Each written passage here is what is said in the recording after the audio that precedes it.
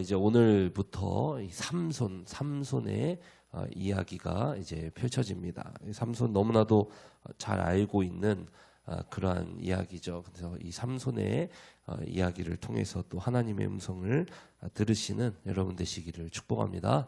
아멘. 13장 1절 우리 같이 한번 읽어볼까요? 한 번 더 읽어봅니다. 13장 1절 시작.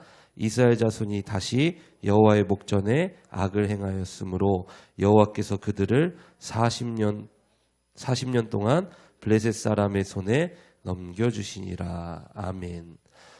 이스라엘 백성들이요 이제 다시 이제 반복되잖아요. 이게 사사기에는 이제 입다의 이야기가 지나고 이제 소사사 이제 입산과 압돈의 이야기가 지나고 이제 이스라엘 백성들은 다시 이제 하나님 앞에 이런 죄를 지으며 살아가는 거예요. 근데 그게 그것 때문에 이제 하나님께서는 또 이제는 징계의 막대기를 보내시고 블레셋에 의해서 지금 몇 년을 고통받습니까? 40년을 고통받아요. 그런데 이 삼손의 이야기의 참 특이한 점 중에 하나는 이 이스라엘 백성들이 더 이상 부르짖지 않습니다. 하나님께 더 이상 부르짖지 않아요. 그냥 이 40년 동안 블레셋 사람 밑에서 익숙하게 살아가는 그 모습을 보여줍니다. 더 이상 하나님께 이제 부르짖지 않는 거예요. 그러니까 뭐 갈 때까지 간 모습을 보여주는 것이죠. 뭐 사사기의 끝이 뭐 아직 좀 더 남았지만 더 이상 이스라엘 백성들이 하나님께 이 40년 동안 부르짖지를 않습니다.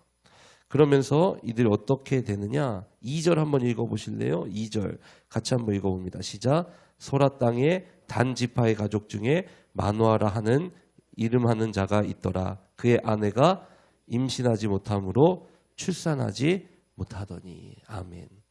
이게 지금 이스라엘의 모습을 아주 단적으로 보여주는 그 예입니다. 마누아라 하는 그 사람의 집에 임신하지 못하는 아내와 함께 이렇게 살아가는 마누아 가정, 이렇게 지금 보여주는 거예요. 2절이요. 왜 하나님께서 이 가정에 삼손이라는 자녀를 주시고 이 삼손을 통해서 이스라엘을 구원하시고 뭐 지금 이런 모습을 이제 앞으로 보여주시잖아요. 근데 왜 이 가정일까? 왜 하필 이 가정일까? 이 2절에 보면은요, 이게 지금 이스라엘의 상태를 아주 단적으로 보여주는 예가 2절이에요.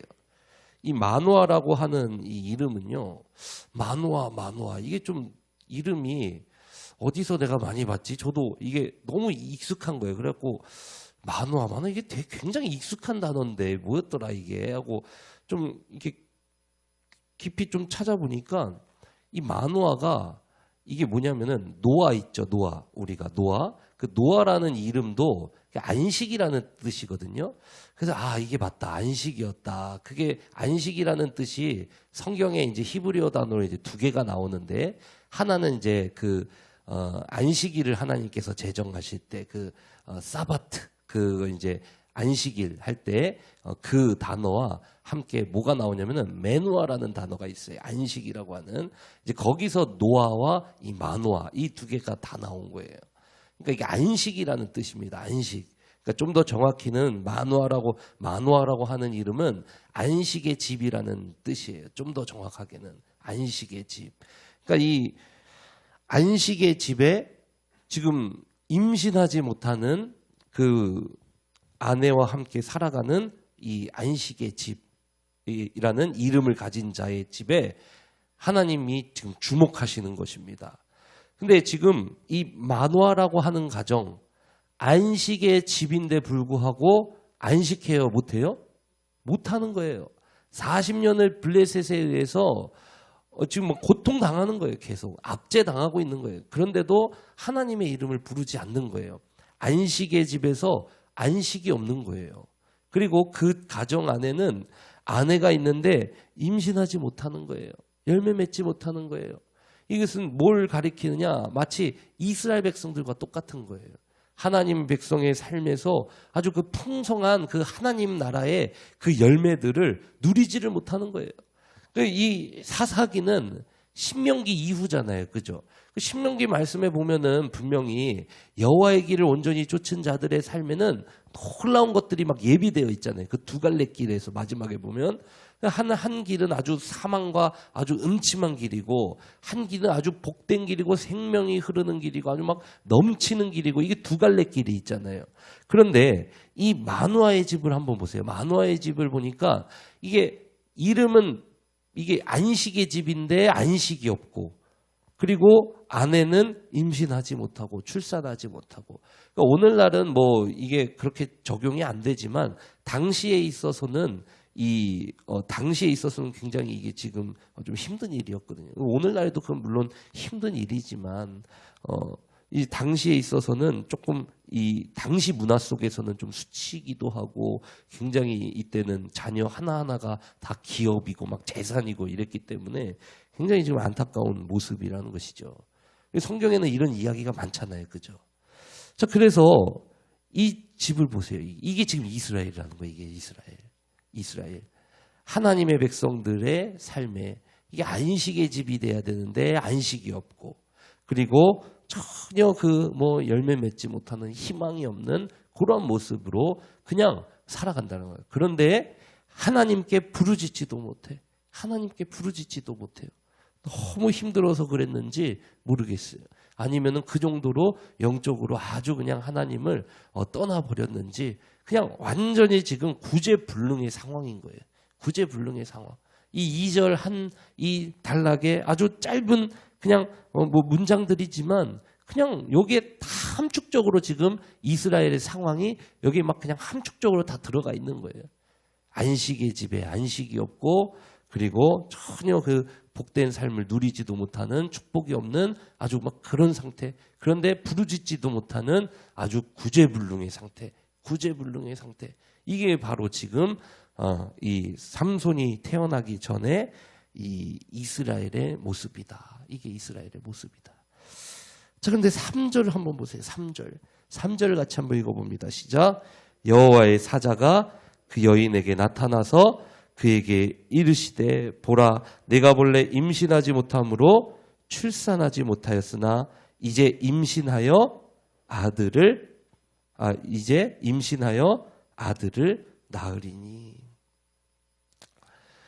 완전히 구제불능의 상황, 완전히 아무것도 할 수 없는 상황, 안식의 집에 안식이 없는 그러한 상황, 완전히 뭐 부르짖지도 못하고 다 쓰러져가지고 주저앉아가지고 완전히 막 그냥 이렇게 해서 엎드려져서 이렇게 완전히 뻗어버린 이 상황 때 누가 움직이셔요? 하나님이 움직이시는 거예요. 여러분, 사람이 구원하는 게 아니라 누가 구원하신다고요? 하나님이 구원하시는 거예요. 여러분, 창세기 3장에서 인간이 범죄하여서 완전히 구제불능의 상황에 빠져 있을 때 누가 약속 주셔요? 하나님이 약속 주시잖아요. 여자의 후손은 이 뱀의 후손과 원수가 되고 뱀의 머리를 짓밟고 뱀은 그 여자의 후손의 뒤꿈치를 상하게 하고, 이게 약속을 주시잖아요. 약속을. 언젠가는 이 뱀 너의 머리를 박살낼 여자의 후손이 태어날 거야. 그리고 내 백성을, 내 자녀들을 구원해낼 그러한 한 아이가 태어날 거야. 예수님이잖아요. 완전히 구제불능의 상황, 아무것도 할 수 없는 상황, 이 상황 속에서 하나님이 움직이시는 거예요. 하나님이 싹 움직이시는 거예요. 여러분, 내가 끝났다라고, 나는 뭐 더 이상 기도도 할 수 없고 그 힘도 없고 아무것도 나는 할 수 없다, 이렇게 완전히 그냥 뻗어버렸을 때, 여러분, 의지적으로 그때는 기도도 못합니다. 그럴 때는 의지적으로 기도도 안 나와요. 그러나 여러분, 그때는요, 의지로 이렇게 나를 끌고 나오는 게 아니라 그 은혜 안에 거하시는 여러분 되시길 축복합니다. 억지로 그냥 안 되는 기도, 그게 아니라 그냥 예배당 나와서 하나님 앞에 그냥 그 은혜를 막 구하시면서 그렇게 나가시기를 축복합니다. 여러분, 나는 끝났다라고 생각하는데 하나님은 거기서부터 자신의 사랑하는 백성들을 위해서 싹 시작하시는 거예요. 싹 시작하시는 거예요. 그런데요, 하나님이요, 그렇다고 해서 우리 인간더러 아무것도 하지 말라, 이건 또 아니에요. 하나님께서는 싹 구원을 시작하시면서 우리를 막 정결하게 막 바꿔가시기 시작해요. 그게 어디에 나오냐? 4절부터 한번 읽어볼까요? 시작. 그러므로 너는 삼가 포도주와 뭐를 마시지 말래요? 독주를 마시지 말며 어떤 부정한 것도 먹지 말지니라. 보라 내가 임신하여 아들을 낳으리니 그의 머리 위에 삭도를 대지 말라. 이 아이는 태에서 나옴으로부터 하나님께 바쳐진 나실인이 됨이라. 그가 블레셋 사람의 손에서 이스라엘을 구원하기 시작하리라 하시니. 자, 그가 블레셋 사람의 손에서 이스라엘 구원하기 시작하리라 하시니. 그러니까 하나님께서 지금 삼손이라고 하는 아이, 곧 태어날 그 아이를 통해서 이 구원의 역사를 이루시겠다라는 거예요. 근데 하나님께서 이 만화 가정에 뭐를 요구하시냐면은 포도주와 독주를 마시지 말고 어떤 부정한 것도 먹지 말고 머리에 삭도도 대지 말아라. 이 아이가 태어나면은 머리에 삭도도 대지 말아라. 이게 뭐냐면은요. 이 나실인의 어떤 그 규정인데 하나님께 바쳐진 게 이게 나실인이고 제사장 같이 이게 하나님께 바쳐졌어 이렇게 선언하고 이제 그 나실인이 되면은 이 뭡니까 이 포도주와 독주를 마실 수 없고 이게 지금 오늘 말씀해 보면 하나님이 또 이 삼손에게는 이 머리에 삭도도 대지 말라 그러고 이렇게 딱 지금 규정을 주시는 거예요. 하나님께 바쳐진 사람, 하나님께 바쳐진 사람, 구별되어 바쳐진 사람. 그러니까 하나님께서 이 구원을 이루시기 위해서 이제 우리 뭘 이제 요구를 하시냐면은 거룩을 요구하시더라. 거룩을 요구하시더라. 이겁니다, 여러분. 사랑하는 성도 여러분, 하나님은 구원하십니다. 그리고 인간은 거룩해야 됩니다. 그 하나님과 함께 살아가려면 왜 안식의 집에서 안식이 사라졌어요? 거룩하지 못했잖아요. 블레셋 그 아래에 왜 고통당하고 압제당해요? 이 사람들 거룩을 잃어버렸잖아요. 그래서 하나님이 그거 되찾아오려고 그 막대기 되시는 거 아닙니까? 이게 지금 안식의 집에 안식이 사라진 이유는 하나님이 안 계시기 때문이거든요. 하나님 왕이 안 되셨기 때문이거든요. 그래서 이 거룩이 사라졌다. 그래서 하나님은 이 거룩을 다시 세워가시더라 이렇게.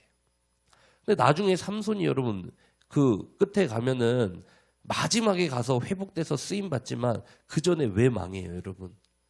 이 거룩이 점점 사라지다가 마지막에 딜릴라한테 머리 밀리고 완전히 그 끝장나 버리잖아요. 완전히 거기 그러면서 수치를 입고 막 눈 빠지고 막 난리가 나지 않습니까?